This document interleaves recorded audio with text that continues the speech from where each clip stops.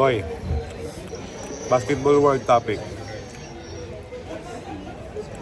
Of course, we are in the middle of our world tour. Nung nabalitaan natin yung nangyari, di ba? It is so sad on our part, especially kasi pwedeng pwedeng tayo yun. You get what I'm saying? May possibility kasi it's a basketball siya, yung nangangarap na bata, right? Same as you before. Tapos yung scenario, pwede rin tayo magbigay ng opinion natin. So ang dami ng news, siyempre nakasubaybay tayo kasi nag-travel tayo from London, Sunderland, Ireland, Leeds, lahat ng mga European country at United Kingdom country na puntahan natin. Lagi tayong updated sa social media. So ngayon, may lumabas na senaryo ngayon. Ang nangyari pala, boy, ito narinig ko lang sa balita or nabasa ko lang. Sinasadya pa lang, yung training pala is sumasadya kang humiga sa ilalim ng rip current. Sasadyain pala yun sa training. So, sa pananaw mo, training ba ng basketball team yun o pang military? That's the first time I heard that. Right? Kami kasi sa Lasal, napanood ko rin yung interview kay Coach Franz eh. Sabi ni Coach Franz, that is true, we're doing aqua training nung DLSU days namin. Meron sa first floor, sa basement ng Enrique Razon building namin. Meron talaga kaming aqua training. But, dun sa aqua training, tama si Coach Franz eh, meron kaming nakaprepare dun na lifeguard, may nakaprepare na mga protocols, at mababaw lang, hanggang dito lang.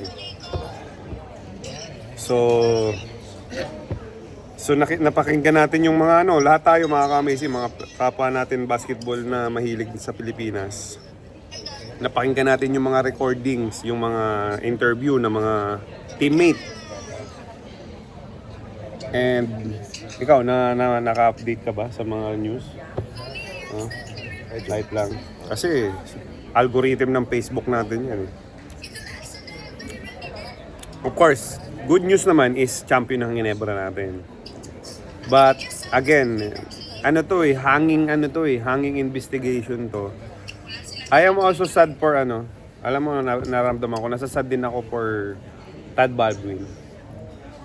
Dahil, of course, there's no way na intention niyang mamatay yung mga players niya. Mga dalawa kasi. But, meron talaga dapat managot, no? Do you agree? Those are lives that were taken. This is life, right? Young kids, bro. They have a father, may mother, may brothers. Can't be just swept under the rug. Yeah, that is true. Someone's got to take responsibility for what happened. Yeah. Kaya yung investigation is nationwide na nangyari. Dahil this is the first time na nangyari ito. Na specific basketball training, may namatay na dalawa. And do you think ginagamit ni Tad Baldwin yung ganun training para magka-advantage sa competition? Do you think may advantage I yun? don't know if that's for like conditioning. I think it's for more on mental toughness. Kaya nga magkaka-advantage yung player niya kung may mental toughness na yung rip current na achieve nyo. So, what more sa basketball game? That's impossible, man. That's dangerous, bro. Rip current. You don't mess with rip current, man. Yeah. Alam nyo, mga ka-amazing, ito ang understanding ko sa rip current. Dapat umalis ka dun. Lumayo ka sa rip current. Diba? Ang pagkaka-understanding ko sa Ateneo team na pumunta dun is pinuntahan talaga nila yung rip current. Hinanap nila at dun sila nag-training dahil ewan ko, yun yung understanding ko sa mga interview eh. Tinuruan daw yung mga bata paano makaalis sa rip current before sila pumunta dun sa rip current. Pero syempre, ikaw sa bata, syempre, ikaw, halimbawa, you're the player na Ateneo, are you still gonna do it? And it's your dream. Wala kang choice, right? Because everyone's doing it. You're gonna risk it for sure. Yeah, nakakasa dun sa mga player ng Ateneo na ano yan, lifetime trauma yung 15 players na yun. 15 to 20 players. Lifetime trauma yun. Aside from na namatayan ka ng teammate, ng friends. Aside from that, pwedeng sa'yo nangyari yun. Because they're all there. Sa open sea. And then, ang pagka-understand ko, 5 yung muntik malunod.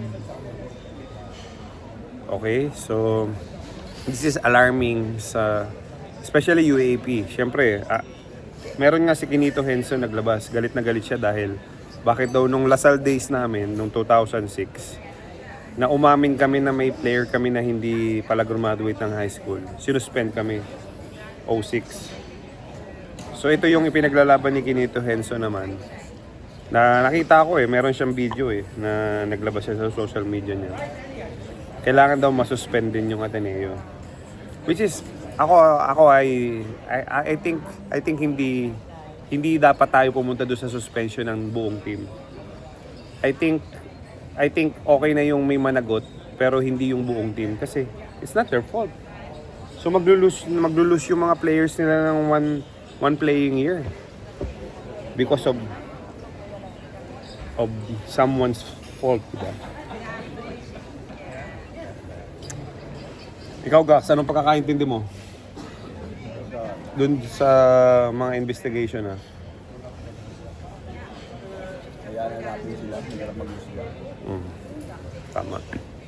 Ang pwede lang natin gawin, pag-usapan talaga lang natin. So yung mga nasa social media, yes, abang-abang tayong lahat. Tama si Gax, wala tayong pwedeng i-assume. 'Di ba? So on behalf of our PBA Moro Club basketball team, we are really saddened sa nangyari.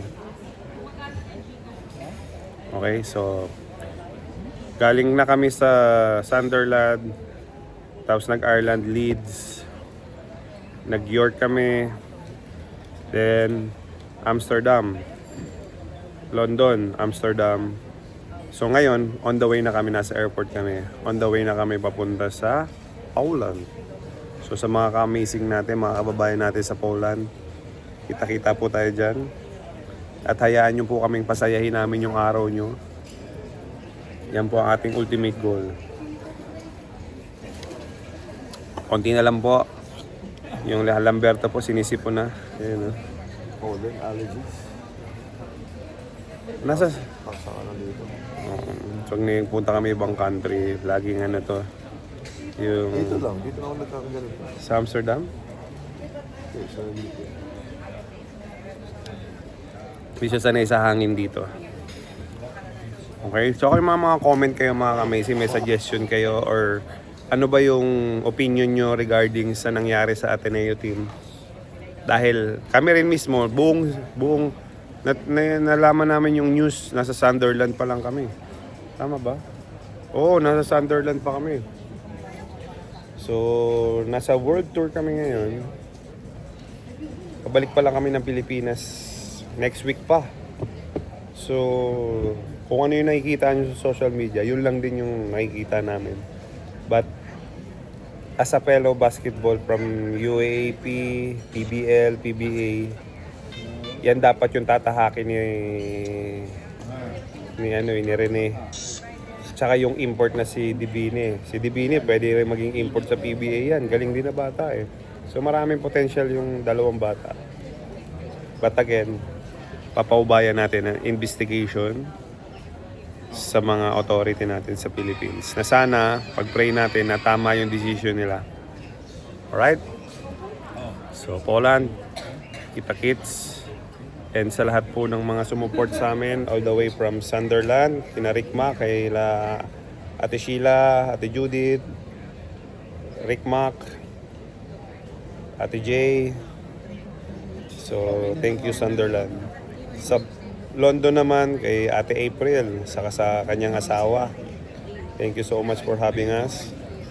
Sa Amsterdam, sa Leeds, kina Jacob.